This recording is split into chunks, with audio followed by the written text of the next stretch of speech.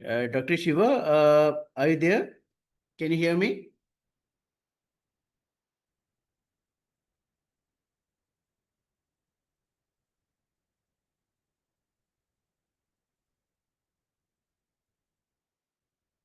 Dr. Shiva, can you hear me? Good evening.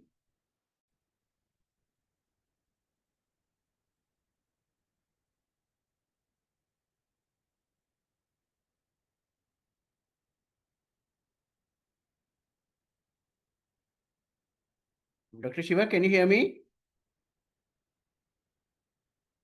Hello, sir. Hello, ji. Hello, sir. Can you hear me? Yeah, I can hear you, and I hope you can also hear me because I'm sitting in a different location. So just want to check if it's all good. Yes, sir. Everything is good. So you can hear me. Very good. Okay, so I can also hear you. Thank you so much, sir. Thank you Okay, so let me much. check. You are way ahead. I know it's still we have a 15 minutes, but Yes, sir. it's better if we check all the things beforehand. Yes, sir. Yes, sir. Yes, I sir. hope you Good. can also see me because I'm sitting in. Yes, sir. Yes, sir. Yes, sir. I can see you very nicely. Background, Okay. your college, office. So nice. Thank you so much, sir. Hope you can also Right. see me Okay. Thank you. comfortably. Yes. Looking forward for interesting session. Yeah, looking forward for the good interaction. All right. Thank you. Welcome.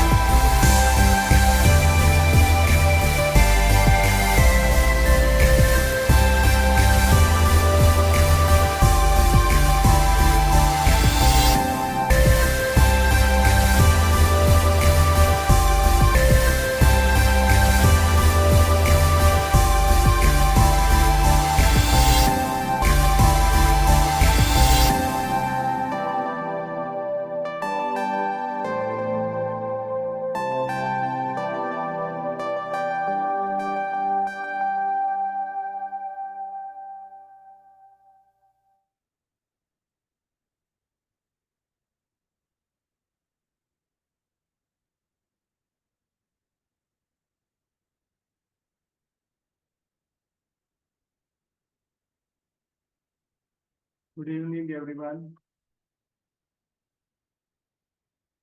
So we have few more minutes to start. So we have both Dr. Suyog Sindhu and Dr. Syed Rahman sir. Both of them are there online, and we'll just wait for 3-4 minutes, and then we'll start immediately.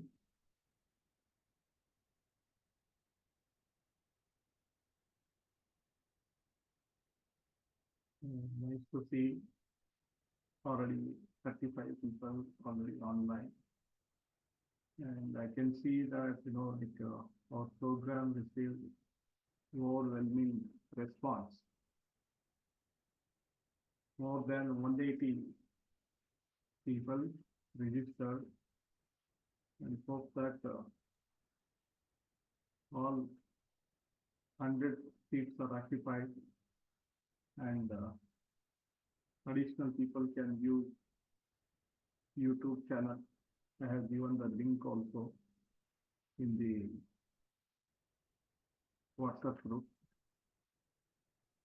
So we are growing continuously. As all of you know that MPS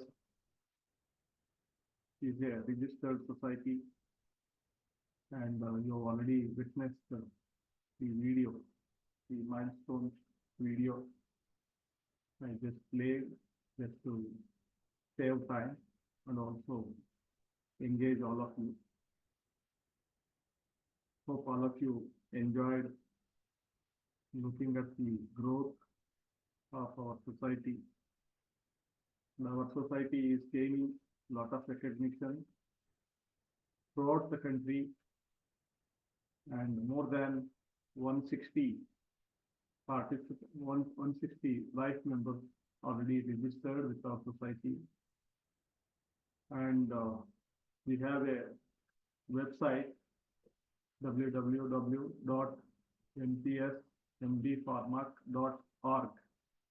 You can visit and then scroll for how to become member, and you can join as life member. As all of you know that Medical Pharmacology Society is mainly targeting to serve for development of the MD pharmacologists, and also help to serve also help and develop the younger pharmacologists, MD pharmacologists who are just graduating, and they are interested to grow in our profession. So they all can join hands to make themselves proud and feel good about their own profession. And with this, I was just taking few minutes so that we cross our time. So now, we just reached 6 p.m. Now I would like to start the program with the welcome address. Good evening, everyone. On behalf of organizing team, I warmly welcome you all to this special webinar organized by the MPS Medical Pharmacology Society to mark World Environment Day 2025. Today, we gather to reflect on a pressing issue that intersects healthcare and environmental responsibility, the topic titled Ecopharmacology. As pharmacologists and healthcare professionals, it is our duty not just to heal, but also to protect the environment from the unintended consequences of pharmaceutical pollution. We are honored to have an esteemed lineup of experts with us today. and I thank you all for joining in this important conversation. Without further ado, let me now take the privilege of introducing our distinguished chairperson for the session. It is none other than Professor Syed Ziaur Rahman. He is the first person to introduce the term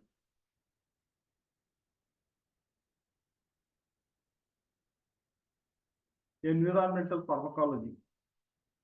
I think pharmaco-environmentology. He is the first person to introduce this term to this world, and we are very fortunate that he is with us. Thank you so much for sir for accepting our invitation and agreeing to chair the session. We are highly privileged to have you, and I feel that I am very much blessed to have you all as our life member, and also to address this important meeting. Just to little bit introduction about Dr. Professor Syed Rahman sir. He has devoted over 2 decades to the field of pharmacology, accumulating extensive research experience in both basic and clinical pharmacology at undergraduate and postgraduate levels.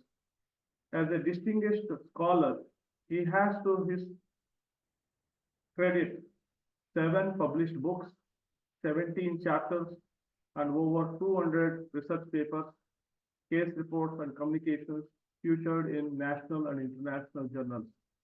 In addition to his prolific publication record, Professor Rahman has edited 11 periodicals and has been a sought-after speaker, delivering over 200 lectures and serving as a resource person in the numerous national and international academic programs. He has actively participated in 85 workshops and training programs, and his scholarly endeavors have taken him to present papers at hundreds of international and same in number at national conferences. He has organized 3 international conferences, 25 national conferences, symposiums, and CMEs. Furthermore, he has overseen 11 academic projects, demonstrating his commitment to advancing the field of pharmacology through scholarly research, dissemination, and academic engagement.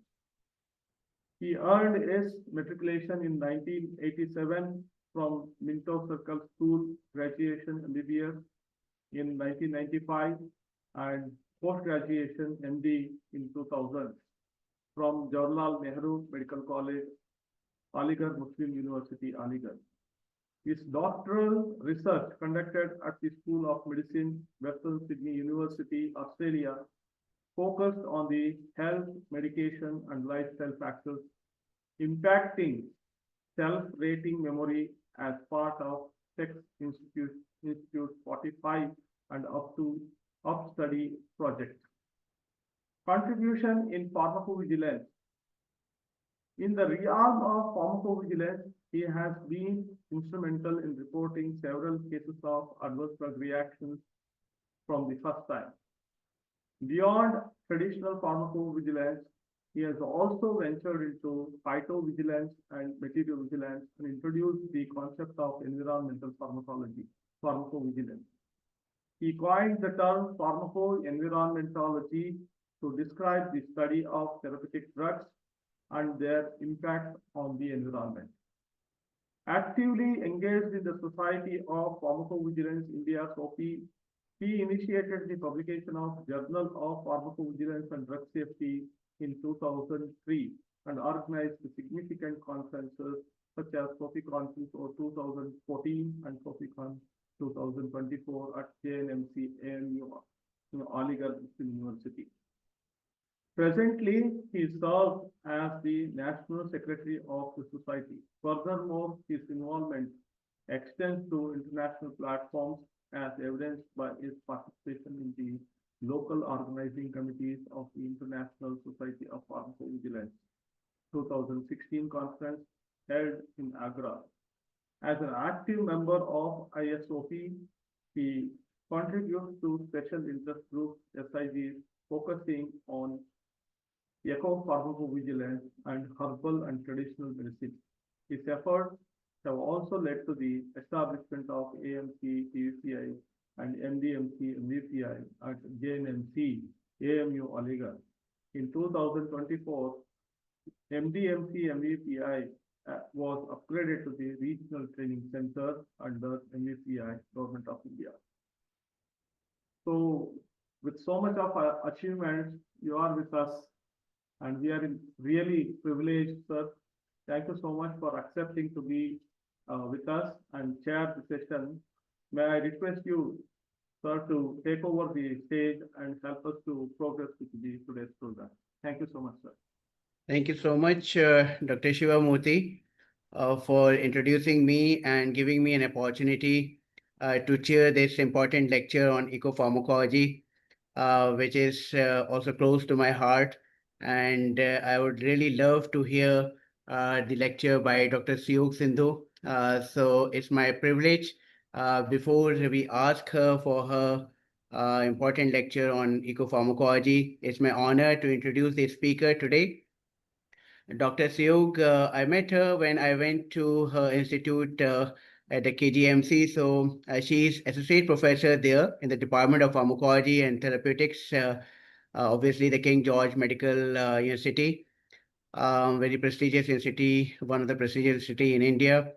She's very active member of the medical education. So she did her FAMR fellowship from the Manipal Academy of Higher Education. And then she became the member of multiple prestigious body like the International Association of Medical Education, including the Medical Pharmacology Society and the Association of Health Professionals, Educators, Indian Pharmacological Society, and Association of Physiologists and Pharmacology of India. Being having interest in editing and writing chapters, so she is also engaged in editing like IGPP and member of editorial boards, including the journal of the NPT in Pharmacology Journal. She has authored books, and luckily I also have her books which she wrote after the CBME curriculum, and also on DOAP. And in addition to her own books, she has contributed book chapters and numerous peer-reviewed publications. Obviously, she has chaired many sessions and presented her works at various national and international conferences, but her main focus is on medical education reform and interprofessional education. So after getting the FAMR fellowship, obviously she is involved on medical curriculum. So in addition to medical curriculum, she is also taking interest in green pharmacology and eco-pharmacovigilance, and also diabetes mellitus. So with this introduction, I would request Dr. Siu to please start, and we'll be here to lecture. Over to Dr. Suyog.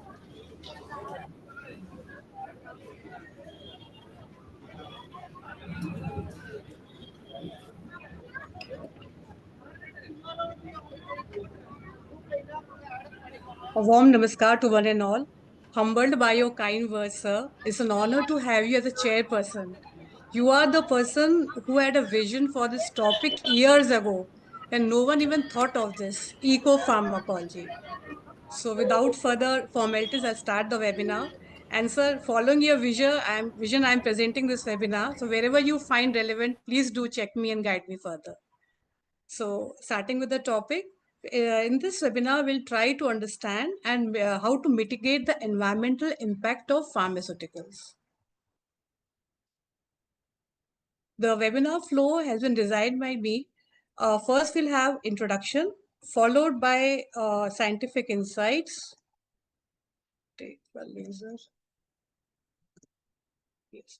And then we'll discuss some industry perspectives and practical approaches, followed by education strategies. In the end, I will summarize and also talk about road ahead, followed by question and answer session as by permission from chairpersons. So to start with, I want the audience to reflect upon what's going on around us. I'll show you some pics from the recent publications, newspapers, and the literature. Here comes the first one. So this article read about a dead vulture in Assam. You must have heard this news somewhere or the other as pharmacologists. And the causative agent for the death of this vulture was diclofenac, the commonly used anti-inflammatory drug. It was used in the livestock. The cause was when the livestock, the cattle in which this diclofenac was being used, when they died, they were eaten by these vultures. And this drug affected the kidneys of the vultures, resulting into their death. So we were not concerned much about the death of the vultures. What was more alarming was that in the absence of these natural scavengers, the dogs in that locality, they started eating those dead animals and they became rabid. This was the major concern. So we wanted our natural scavengers, the vultures, back.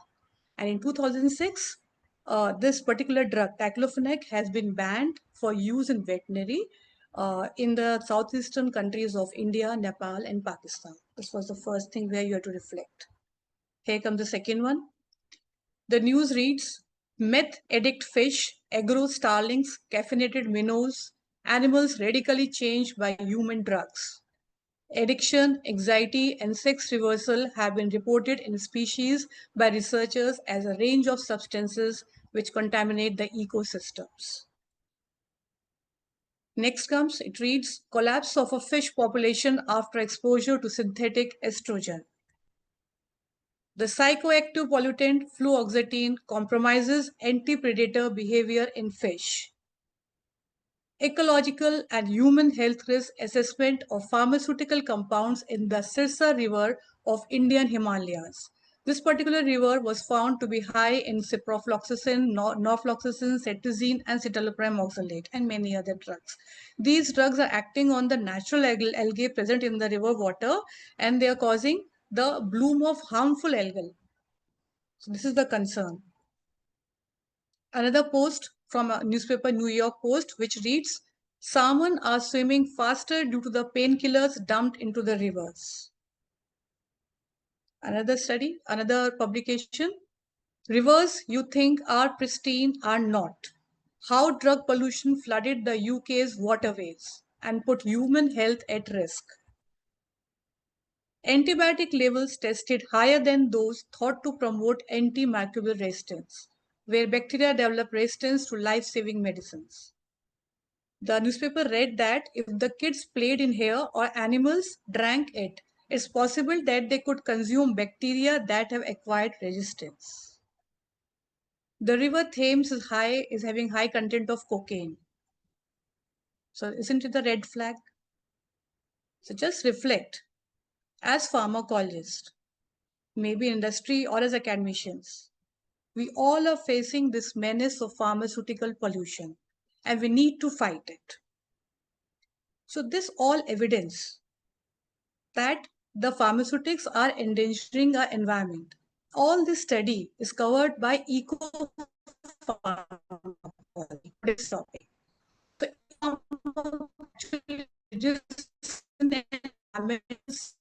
actually studies that environment and better.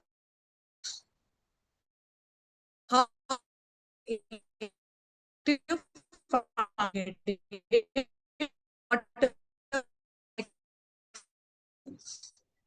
and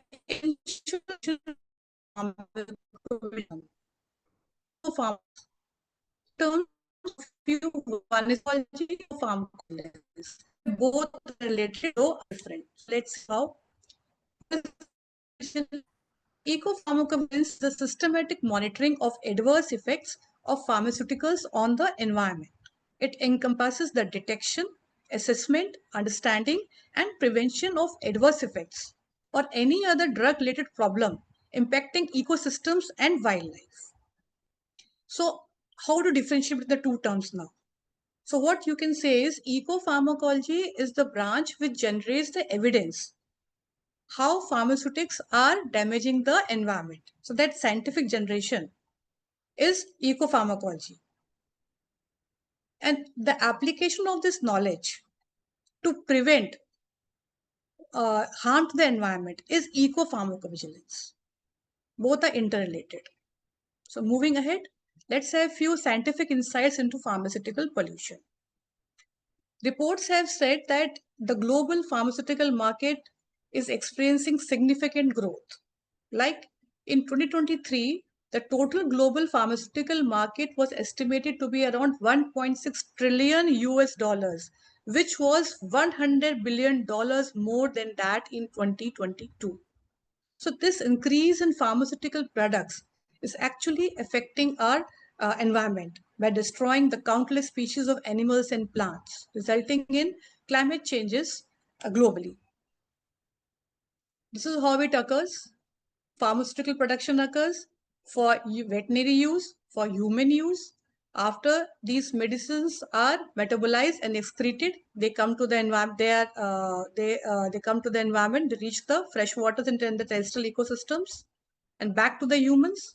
And similarly, from the after human consumption, they're excreted out and reach the ecosystems. So these are the sources of pharmaceutical pollution: the pharmaceutical manufacturing, human and animal excretion, improper disposal of medications. This we already seen the after effects, the initial few pics that I showed you, they all told the story how the bad effect is there of the environment of this pharmaceutical pollution, and the major one being the antibiotic resistance. All these drugs entering the ecosystem, the bacteria present in the ecosystem, they are getting resistant to the antibiotics. So when we get infected, the present antibiotics become ineffective because the bacteria are already resistant to these antibiotics which have entered into the ecosystem. Non-therapeutic, pharmaceutical, and personal care products, in short, PPCPs. So who hasn't heard about this Minamata tragedy? Way back in 1950s in Japan, the river Minamata, where this factory was present, it was there was a lot of this mercury waste in the wastewater from this factory, which resulted in the neurological damage of the population residing there. Because the staple diet was fish, and fish were having high content of mercury, which had reached them through the wastewater through the industry. And even after that tragedy, we are still not awakened. We are using insecticides, pesticides, even in the foodstuffs they are present. So they are still being added to the ecosystem. We need to learn a lesson. These pesticides, insecticides, are acting as endocrine disruptors. Now, talking of industry perspectives and the practical approaches, how to get hold of this pharmaceutical pollution. Let's see how we can do. So there are certain steps where this pharmaceutical industry is harming the environment. First step, at the step of manufacturing. As we all know, manufacture of drugs uses a lot of energy. It's a high demand energy process, also using a lot of water. And of course, there is so much use of chemical. At the step of packaging, there's use of plastic, which is non-recyclable. So this is again impacting our environment harmfully. Coming to the third step of waste disposal. So after the product is made, what about the expired medicines? Where are they going? Is the disposal of the waste, is it proper? Do we have the proper mechanism to clear or clean the wastewater before it is being put into the rivers? It is said that the healthcare services add up to 25% of the carbon to the environment. Now, in Paris, there was a meeting in which a greenhouse gas GHG protocol was made. Based on that, they have given 3 categories how a pharmaceutical industry is adding emission to the environment. First category is called as Scope 1, in which the pharmaceutical company directly adds emission to the environment that is while running its machines and vehicles for the production of the pharmaceutics. Second category is scope 2, in which the company indirectly adds to the environment. That is like it is using electricity, which is being produced by some other company. So they're using a product made by some other company, which is adding to the harmful effect of the environment. That is scope 2. Scope 3 is again indirect emissions. That is the emissions which are being added during the manufacture of a pharmaceutical product while the transportation of products from other places. So the vehicles that they are adding pollution to the environment, that plus the vehicles being used by the employees. So all that comes under scope 3 emissions. So these guidelines have been given to keep a check on the pharmaceutical industries to what level they are adding the emissions to the environment. Based on that, their lessons can be continued or discontinued. So these guidelines have been given. So this has come up. How far they are implemented, that is still we have to research. So we all know we cannot do without drugs. We have to use them. They have to be manufactured. So only solution is we have to make pharmaceutics sustainable. We have to find ways how can we make this process of making or manufacturing pharmaceutics sustainable. Because the industry dedicated to our health also leaves a significant mark on the health of our planet. So this IGAL 2.0 metric, this metric has been given once again to see how much improvement a company, a pharmaceutical company is doing while manufacturing of a product. So earlier we didn't have any like any metric or have any basis on what we can on which we can say how poorly a pharmaceutical industry is performing in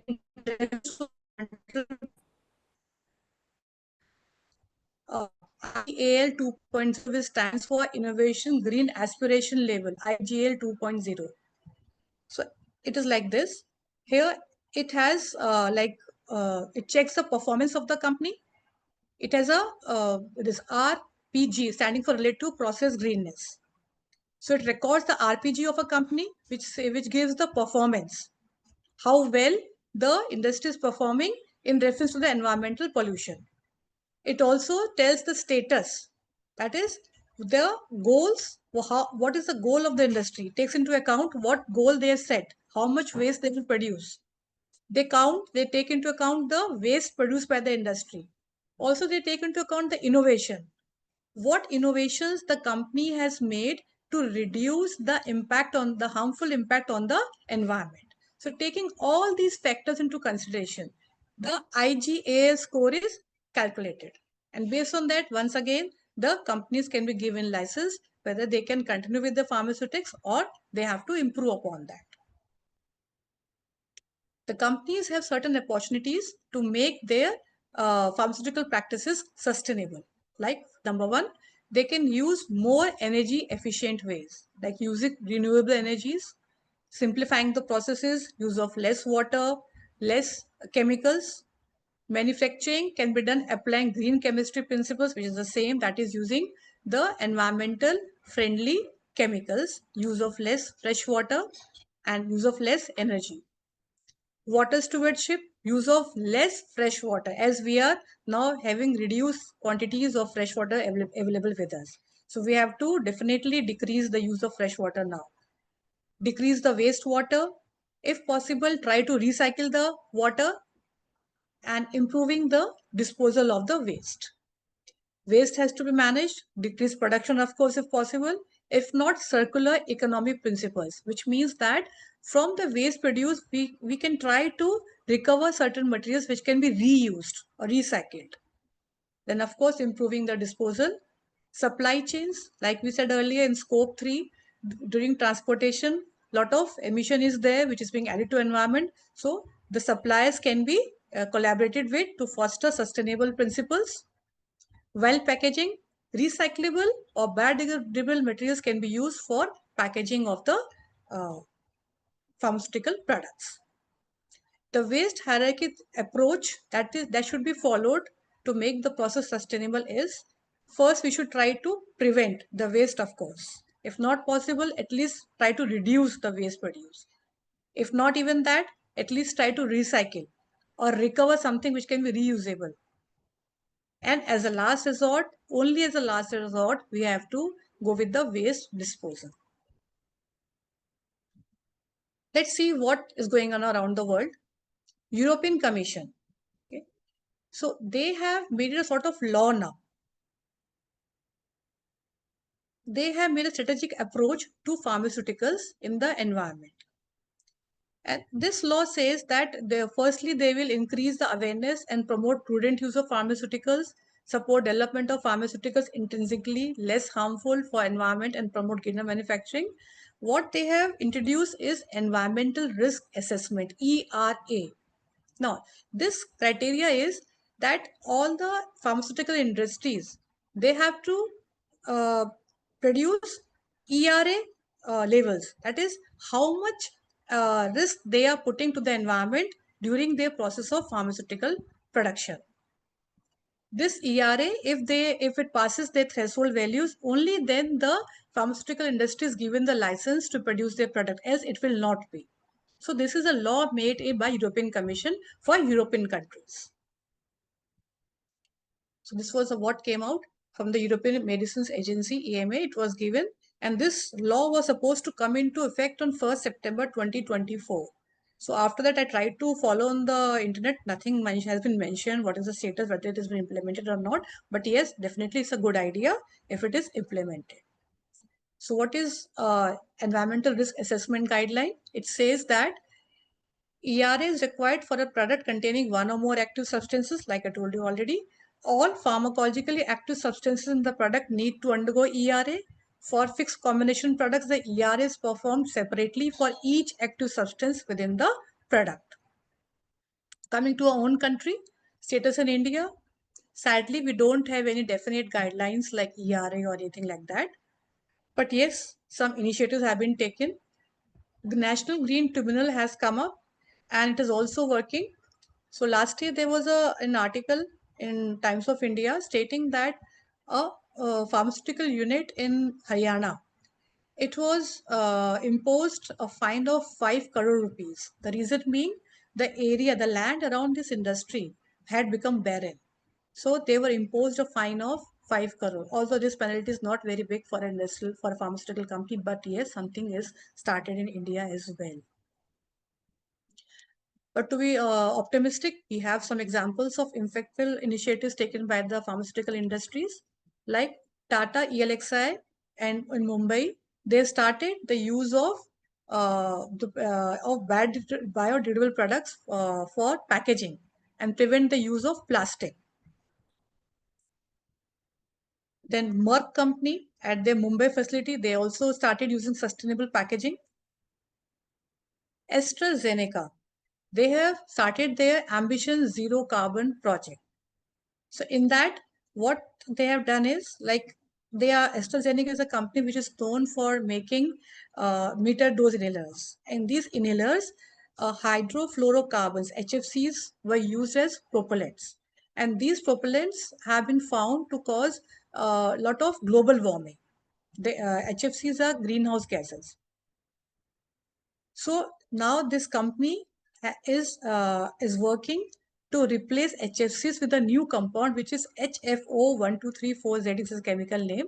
A company called Honeywell has come up with this, and this particular chemical, which when used as propellant, adds to almost zero carbon to the environment. So this is how AstraZeneca has come up with the innovation, and they will use it. Another example from Boehringer Ingelheim company, placed in Mumbai. Now, they have shown the significance of having a vision and clear goals for pharmaceuticals. They have made the commitment to use more green pillar, okay, and their goal is by 2030, they aim to be carbon neutral. cut their resource footprints by half across the value chain, and continue to create best practices in a range of areas, from water stewardship and waste to landfill to tackling antimicrobial resistance. This is their goal. So companies have started having their vision and goals as well. And they've shown the results have come up. The same company, they showed that the use of renewable energy has increased from 4% in 2019 to 75% in 2023. So that's a huge increment in use of renewable energy. Greenhouse gas emission has decreased by 36%. Water use has decreased now. Freshwater use has decreased. So it was 100% 2019. Now it is just 73% in 2023. Waste production has decreased by 62%. Rates of waste production have decreased. So this is going on. So we can really be optimistic that industries are really working to improve upon their pharmaceutical production processes to have less impact on the environment. Now, talking about the educational strategies, how as educationists we can contribute in preventing pharmaceutical pollution. Strategies include, firstly, to prevent the cause, to reduce the impact, and to achieve the goals. So we can improve upon the prescription practices. We can teach our students. We can teach the doctors, nurses, pharmacists. They can be trained about guidance on advising patients to take the full prescribed amount and avoid over prescribing at the same time. We can train the pharmacist staff to educate the users about proper disposal of medications. Green prescribing includes the same principles, that only the useful, the medications which are useful for the patient, also which have less of environmental risk assessment, ERA. Only such drugs should be prescribed to the patients. Even the patients, there's a patient-centered approach to manage the polypharmacy. The patients have to be counseled that only the useful drugs have to be used by them. They should not go for polypharmacy until unless advised by the physician, and the physician has to prescribe the drugs which are low on ERA. Awareness regarding antimicrobial resistance is to be done. We already started with this. Every year we have a awareness week in December for to make the people aware of antimicrobial resistance, their use, how it should not be rampantly used. This all is being done already. Green chemistry in drug development. So researches can be done at institutes to help our counterparts in the industry to come up with the use of more renewable resources, better ways of treating the wastewater to make it less toxic. Wastewater treatment improvements need to be done. So we need to upgrade the wastewater treatment plants to include advanced processes like activated carbon filtration, ozonation, advanced oxidation. So better techniques have to be researched by us. Policy and regulatory education needs to be there. Like in India, we already seen the scene is not very optimistic at present. So we all need to work together. Like this webinar is also a part of it, that we are trying to make all the pharmacologists aware of such grievous problem. We need to really work on this. Public should also be made aware, like flushing down of the medications which are to be disposed is really common among population. We need to make them aware that this should not be done. Once again, people generally, sometimes I've heard that they put the medicines they bury it into the soil when they don't want to use it. So this should not be done. These practices are really harmful to the environment, and this will come back to us later on. We need to collaborate with the organizations, NGOs. We all have to work together, engage the community. Then also we need to make the people aware of the use of pharmaceutics in the agriculture. We need to make them aware that organic farming should be promoted and promoting less use of pesticides. We can promote the use of alternatives to pharmaceutics, like interventions such as lifestyle changes, dietary interventions, before we can introduce pharmaceutical products to the patients.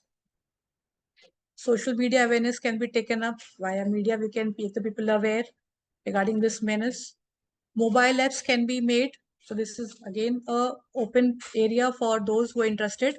Like presently we have the app for ADR PVPI. Similarly, we may have an app for ecopharmacovigilance, where people can be made aware and they can be told about how to about disposal methods and they can track their own consumption and disposal behaviors. Youth, of course, they have to be, they are our future. So they can be made aware. We can go to schools and make the children aware about the use of pharmaceutical products. So that was what I wanted to say in today's webinar. To summarize, the current situation is that pharmaceutical pollution is a critical environmental and public health concern. Evidence shows severe ecological impacts like antibiotic resistance, endocrine disruption, and harm to aquatic ecosystems. The key contributors: improper disposal, overprescription, and manufacturing waste. There's limited awareness of pharmaceutical pollutants, environmental consequences. So we need to make the youth aware. Efforts so far: improved wastewater treatments, initiatives in green chemistry and regulatory frameworks. Road ahead, we need to work on education and awareness, train healthcare professionals in sustainable prescribing, public campaigns for proper drug disposal methods, policy and regulation, strengthen guidelines for pharmaceutical risk assessment, advocate for pharmaceutical take-back programs. We really need to work on this. We talk a lot of it, but not much is being done in our country. So we really need to advocate this and try to get it as a policy. Technological and industrial innovations, develop eco-friendly drug formulations, employ green manufacturing processes. Research focus to explore long-term ecological effects, design innovative detection and mitigation strategies. Community and global collaboration to be done. We need to collaborate all over the world. Okay, we have to promote citizen science and community cleanup drives. So to end, it's a call to action for all of us. All of us are present on this platform today. Together, we can mitigate pharmaceutical pollution by adopting sustainable practices, advancing research, and empowering communities. We have to act now. So I thank the Medical Pharmacology Society for giving me this opportunity to talk my heart out on this topic, ecopharmacology. Thank you so much for patiently hearing to me. Together, we build a greener, safer future. Thank you. Thank you so much, Dr. Suyog, for a wonderful lecture and very nicely covered almost all the points related to the ecopharmacology and ecopharmacovigilance, right from the definition, concept, and you've also given very good examples of all these disciplines.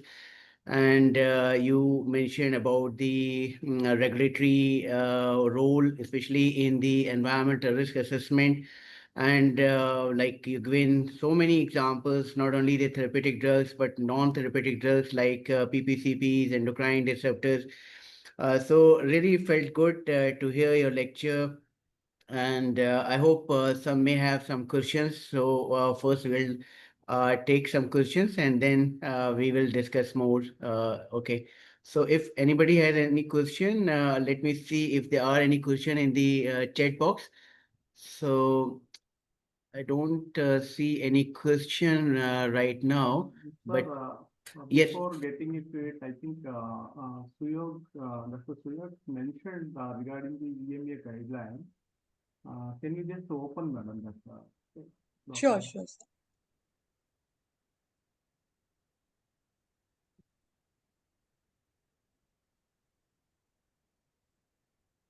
Yeah, this one? Yeah, this one. Before that. Okay. Yeah, opening document. Yeah, this one. You can see here, madam, this is data coming into effect. Means that, you know, this is already live.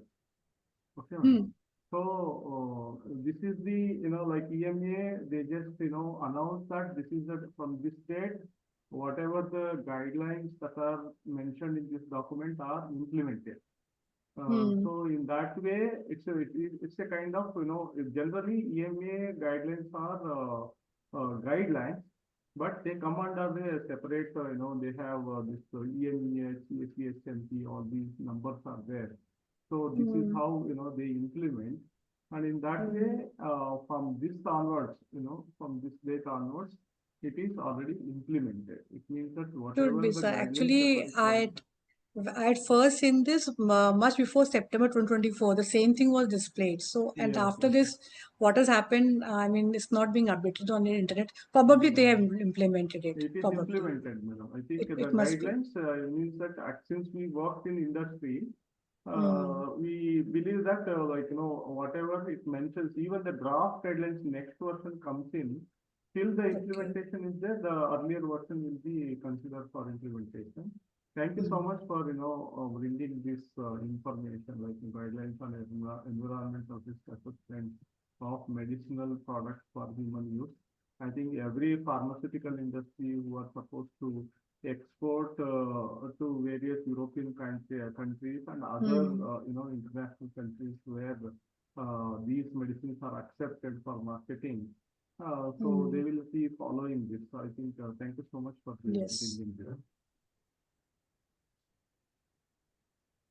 Yeah, Dr. Suyog, yeah, in addition to what you mentioned in the European Medicine Evaluation Guidelines, there are guidelines also given by FDA also, you must be aware. Yes. And both have, NEPA. yes, Sir. both have NEPA, different, NEPA guidelines. right, Yes, both sir. have different like way of calculations, especially pharmaceutics and environment. So there are certain parameters with which we can calculate the PPCPs in the environment, both in aquatic environment and terrestrial environment. So there are different ways of calculating different things. So every regulatory agencies have different way of, yes, you must have seen this thing also. There is a So, question, sir. There is a question. Is the impact of use of antibiotics in livestock or environment? That's what some question marks here put. So, is the impact of use of antibiotics in livestock? Question mark is there, or environment? Question mark. yeah, he's asking Like, that is there any impact of the antibiotics in livestock? yes, definitely. Like we said, no, when there's animals, these antibiotics are used in the animals. When they are metabolized and excreted in the outside, I mean, out of the animal, then they are added to the ecosystem. So whether it's from humans or from the animals, they are impacting the ecosystem, definitely. And then it comes back to the humans. Yeah, yeah, it's a vicious cycle. Yeah, antibiotics are used in livestock and aquaculture. Not only antibiotics, other drugs also used in livestock and Any aquaculture, pharmaceutical and product. they Yes, sir. ultimately enter into the through waste coming to manures, and we grow our vegetables on these like the feces and of the livestock, and indirectly we are also taking through like our foods, so antibiotics through, yes, and likewise many antibiotics through drinking water also. Sir, So I that's have why, a question. yes, okay, that's why there is a concept of One Health initiative where we need to include animals, humans, as well as the environment. So WHO initiated this One Health program. So yes, that this is only because of this reason that many drugs are misuse and overuse, not only in humans but also in livestock, and indirectly we are also affecting. In livestock, in agriculture, like sir, you said, in the aquatic animals. So all wherever the pharmaceutical products are being used, they are harming the environment. All the ecosystem is being hampered by these pharmaceutical products. Yeah, so So One Health is that way. basically the Yes, sir. symbiosis of the WHO and the UN Environmental Agency, and also the International Organization for the Welfare of the Animals. So they all are working together and have a One Health initiative. So it's a responsibility of all, not only in the hospital setup or in the human, but also like many people are using many drugs. So you have already given the examples of endocrine disruptors. So yes, good. So, sir, I have a question, the way how the electronic devices are, like the waste or old, useless, or they are, discarded, or out of date, or not non-functional electronic devices, they are channelized in one or the other method. And is there any, organization working towards this, like, for collecting these unused medications or like, taking back on the incinerating or disposing in a environmental friendly way. So is there any organization working on that, or is it implemented anywhere in the world or in India or any hospital? And what is the guideline given by the NABH? Second question is there any, any guidelines issued by the NABH for reducing the harm to the society by unnecessary disposal of medicines to the society or something like that, or in the environment? So, like regarding the medicines, we are having BMW guidelines in India. They are doing good. Biomedical waste guidelines. So they are being followed how the waste from the hospital, including the drugs, how they have to be disposed of, whether incineration is to be done or they have to give into the back to the companies, or they have to be put in the landfills like that. So BMW guidelines are working good in India. We are following that for hospitals. The other thing that you asked regarding the electronic waste. So for that exactly, I'm not aware of the guideline name or anything, but yes, something has been done because at our university we have got a separate section for putting all the e-waste there. So whatever old cell phones we have or old dead batteries we have, we all dispose of there.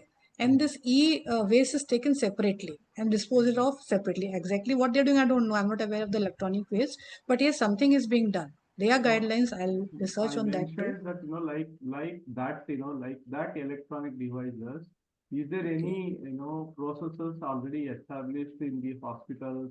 Is there any standard operating procedure that is suggested by the NABH for the hospitals to follow? So what I know is of BMW guidelines only, Okay. 2016 they are given. So in Okay. hospitals, that's how they work. They collect the waste and then dispose of in a mannered way as suggested by the BMW guidelines. Oh, thank you, thank you.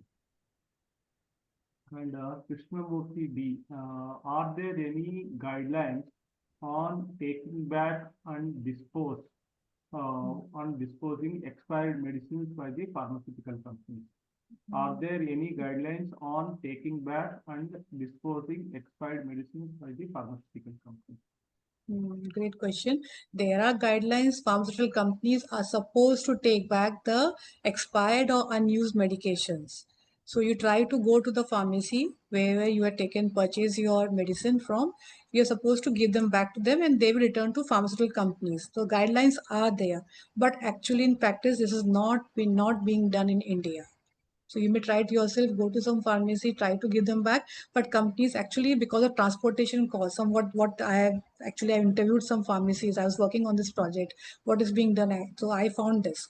They are not actually taking back because of this transportation cost. Although there are guidelines present in other countries, this program is really working good. In countries like Sweden, they are taking back the drugs very well. This is being done. The drugs are collected by the pharmacists and they are taken back by the industries, but not in India, sadly. So we really need to work on the regulations also. Yeah, there is one more question that is actually even I wanted to ask you that what is the proper way of dispose or what is the proper way to dispose the expired medicines from the household and hospitals? Are there any take back procedures being followed by the company in India? So that's similar to the previous one. Regarding the expired drugs or the used drugs in the hospitals, we have the BMW guidelines. So we have to put all such medications in the yellow bin, which are taken back by the BMW people, and they have their fixed protocol how to dispose of this medicine. So that is there. Regarding the household thing, we at present we don't have any take back programs working in India. In Kerala, last year, a project was started for this take back program. They have started, they rolled the program. Let's see how the results come. So if it is successful there, maybe it comes to other states as well. Think we have answered all the questions. So now I would like to request Dr. Zia sir if there is any final comments you want to make. No, it's really nice, and what we heard from Dr. Suyog, and she has answered most of the questions also. So one more question is coming, Yeah. like research work in ecopharmacology, scope of research work in ecopharmacology. Mm. Yes, there is a lot of scope. We need to work. Like I said, how this ecopharmacology is a branch which gives us scientific evidence of how the pharmaceutical products are impacting the environment. So what you can do is research in your area how much harm is being done to the ecosystem by these products. So by taking the pharmaceutical load in the soil or in the water in your city, so you can research on that, and maybe you can then convey to the policymakers that so much harm is being done. Please start the take back program or some program for proper disposal of the medication. There is a research scope, and we can find better ways of disposing the medicines ourselves. How to actually dispose, which can be friendly to the consumer. So always take back program is there. It can be done, but what else can be done? Or regarding the packaging, like we said, the plastics is being used in the packaging of the medication. How to do away with that? What other biodegradable materials can be used? So that way research scope is there. This is like then coming to the industry part. There's a lot of scope. How to treat the wastewater to make the effluent least in presence of the pharmaceutical products before they are being put into the rivers. So what all methods can be improved upon? Still we need to work. It is said that ozonization all can be done, but still it's not being done by the industry because the processes are really expensive. Not all companies are managing for that. So research, a lot of scope is there for research in ecopharmacology. Yes, you can also do in your area, like if there's a river around your city, you can also try to find out the level of therapeutic drugs and non-therapeutic drugs. So that is also something which we can do. In Aligarh, Aligarh is in between the Ganga and Yamuna. So here we also try to see the level of drugs, and we found with the help of the biomedical engineers, a higher level of these drugs. So similar studies can also be done apart research work in the ecopharmacology, and you can also look. Dr. Suyog, are you familiar with any guidelines in India like NDCT rules 2019? Have they included this ERA in the trial, in the clinical trials, the importance of the data submitted Yeah. related to the environmental risk assessment? In India, sir, I don't think they have it currently, because NDCT, it is never included this concept. I think it's very important for us to Yeah, sensitize I the know, guidelines. because earlier I also wrote to the regulatory authorities when we had Schedule Y. So Schedule Y didn't have anything related to the environmental Yeah. if you compare with the EMEA Yes. guidelines and FDA. So I'm Still surprised. we don't have. Yeah, it's Still we don't still have. We like don't we have. are we are living in this era, and they revised the guideline in 2019. Even then, they have not included this part. So, yeah, your lecture is important in this way that we need to Yeah. submit the recommendation of this lecture also to the higher Yes. authorities, and we can also organize similar lectures every year. So MPS can take the initiative of Definitely. familiarizing the concept of these things and importance of the yes drugs in the environment. So Yes. this is also something which we can have as a pharmacologist. At least we Yes. can celebrate this World Environment Day in our Yeah. own way. Yes, this is the reason, actually, I should appreciate Dr. Suyog Sindhu that she did take up this topic in MPS Con 2025, and and also she wrote an article on that also. It's a chapter, and we will be publishing that in our Crucial Pharmacology Trends book also. That will be there. In addition, the moment I would like to appreciate Dr. Suyog Sindhu that, I did not give any time. Yesterday around 10:30, I just messaged her saying that, today is the Environment Day, and we should celebrate through MPS in one or the other way, and ecopharmacology is the most important topic. And she kindly just told that, yes, we can do it. And we were debating whether we should do it today or next week. Then I said, no, it should be done today itself, means on 6th of June. Then she agreed that also I should congratulate her for quickly making up Yes, and Thank you, sir. packing this package for today. And really, So it was all appreciate. your hard work, sir. Organizing this webinar was your yes, hard work, so you yes. need the credit. Taking And for initiative. this topic, the whole credit goes to Rahman, sir. It was his vision 20 years back, for due to which I'm presenting this webinar today. Thank you, Rahman, sir, for And that. definitely we would like to have this session, this kind of sessions happening regularly. Not Yes, only this topic, we will again take up other topics also, and so many people are interested to talk and give talk on various topics. And MPS is for all of you, and it is your society, and we will definitely follow whatever the commands come from all of you. We are yes, all the we are the well-wishers of medical pharmacologists, and we want to, grow the pharmacologists in all the directions, recognize them, recognize their contribution and encourage them to contribute more and do whatever best from our side. And we have been doing that, and we have the track record also for doing all this work. And yes, we are here for to serve all of you. Thank you so much. I would like to congratulate Dr. Suyog Sindhu for making it a Thank you, sir. grand, excellent presentation. And it was very well received by, I see even now 68 people are online. I have seen many webinars, so only 10, 20 people are there. So it shows that, like 68 people are online, and in a matter of 24 hours, we had 150 plus registrations. And I think by this now, I think more than 180 people are registered. And I'm sure, this video is going on, this presentation or webinar. It is live in YouTube, and it will remain there itself. And those who missed, it will be shared to all of them.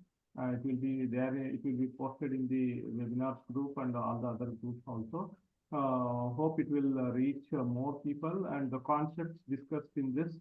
So to summarize, my takeaway from the MPS webinar or from the MPS society is that we will be writing to Drug Control of General of India under the yes, yes. guidance It's of important. Dr. Rahman sir and Dr. Suyog Sindhu madam. So please, can you help us to draft a letter to DCGI and also to the Government of India, and we will write to them and emphasize on the concepts that are discussed and what is the importance of it.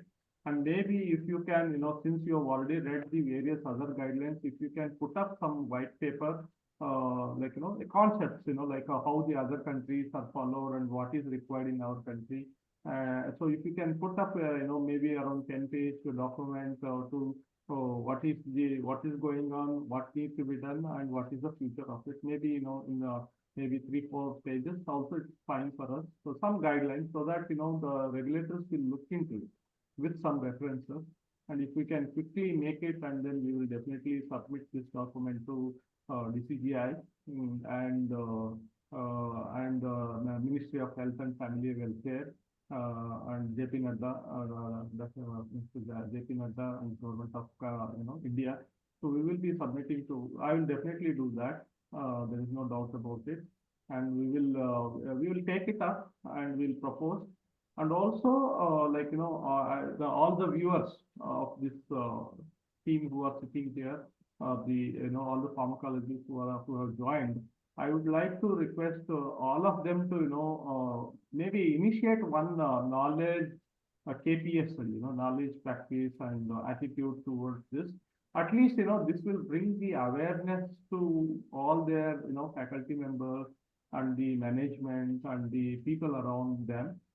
Just it's always better to start with the KPS study, which looks simple, but it will have a wide impact because that will raise the awareness and curiosity. So it will help us to bring awareness, and also we can do a collaborative study if there is a way, like maybe Dr. Rahman sir can guide us, since he is the person who is the pioneer and stalwart in this area. And we'll be happy to, collaborate and maybe a national, some kind of work we can work together. And in this way, MPS can play a role in bringing the researchers together. And next year, anyway, we will be meeting in Bangalore in CD Summer with MPS Con 2026. And maybe, larger discussions can happen. Maybe we can have a panel discussion or any quiz on it or some other activities towards this to popularize the topic. So thank you so much, sir. If you have Thank you, any Dr. Shiva and concluding- Dr. Yes, Shiva. sir. Yes, okay. Thank you, Dr. Shiva, for organizing this wonderful lecture. Yeah, So, thank you. Thank you, sir. Thank you, madam, everyone. And I will be sharing the feedback, form in the WhatsApp group. Please, everyone, I request everyone to give the feedback, and also your certificates will come along with that also. Just one note is that, you can maybe a little bit, only 50 certificates can be disposed in one day. If the form is closed for one day, don't worry. It will again automatically open next day. So you can try again to give the feedback and collect your certificate. And our certificates are definitely ready. So you can slowly, attend the feedback and automatically it will come to your inbox. You can try check your spam folder also. There also, at least if it is not there in the main box, it will be there and you can collect it back from there. And I will be preparing a separate, speaker certificate and also chairperson certificate, and I will send it. So thank you so much for being part of this, and looking forward to see you all in our next venture on some webinar. Hope we will do it. I think it's the best way. Don't, keep any timelines. Quickly, 1 day, 2 days, if you find some time, immediately do it. And it will benefit our fraternity and everyone. I think that's the best way. I'm feeling very happy that, we could make it very quickly, and it was successful also. Thank you so much, everyone. So now we can close the meeting if no other questions are there. thank you so Thank much. you, sir. Okay, goodbye. Thank you. Yeah. Goodbye. Namaskar, sir. Good day. Goodbye, sir.